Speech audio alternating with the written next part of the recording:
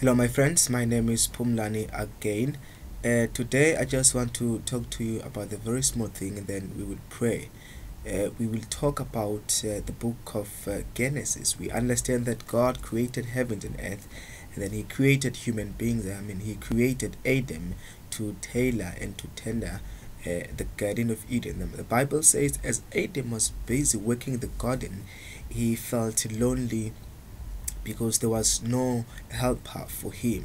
Now the Bible says God made all the animals to pass before him so that he can name each and every animal that passes before him. Now the Bible says as the animal passed before Adam, he gave them names, as we are calling animals now with different names. Those animals were named by Adam. Now the Bible says as animals passed, he gave them names. A lion came and passed by and he gave it a name and it passed. There was no animal that stayed to Adam for permanent, but they all came and he gave them a name and they passed. So today I just want to talk to you. Maybe you are today facing a difficult situation in your marriage. Maybe you are facing a difficult situation in your workplace. Each and every situation that comes your way, it comes so that you can give it a name and then make it pass. No matter how bad, no matter how hard is the situation, but it just comes so that you can give it a name and then move on. So I am saying to you today, just name it and move on. No matter how bad, no matter how horrible, no matter how disgraceful is the situation, but you must do this thing for me. I challenge you today to name and move on. Never dwell much on the situation that you are facing, but every situation that comes your way, it comes so that you can name it and move on. Many people these days, they don't want to move on. They want to stay in the situation. They want to enjoy the situation, but every situation that comes in your life, it just comes so that you can name. Maybe you are facing financial difficulties, just name it financial difficulties and it'll just pass. You don't have to complain, you don't have to stress yourself. The Lord fight all your battles. The Bible says in the book of Exodus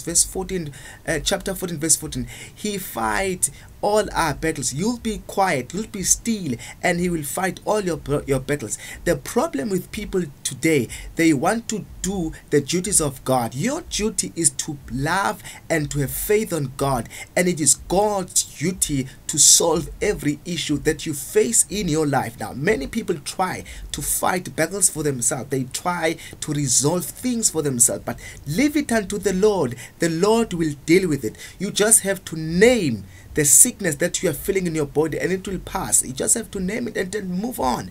Don't dwell much on it. Don't try to understand how are you going to solve it, but just name it and move on. God gave you power to name each and every situation that comes your way and then move on. Don't dwell much on the pain. Don't dwell much on the misery. Don't dwell much on the tragedy that you are currently facing. It will move. It will pass. It will not stay in your life permanently. So make sure that you don't take a permanent situation and you don't take a permanent decision in the situation that will just pass. Every season that comes in our lives, they come to pass. They come to move on. They are not permanent, no matter how painful is your situation.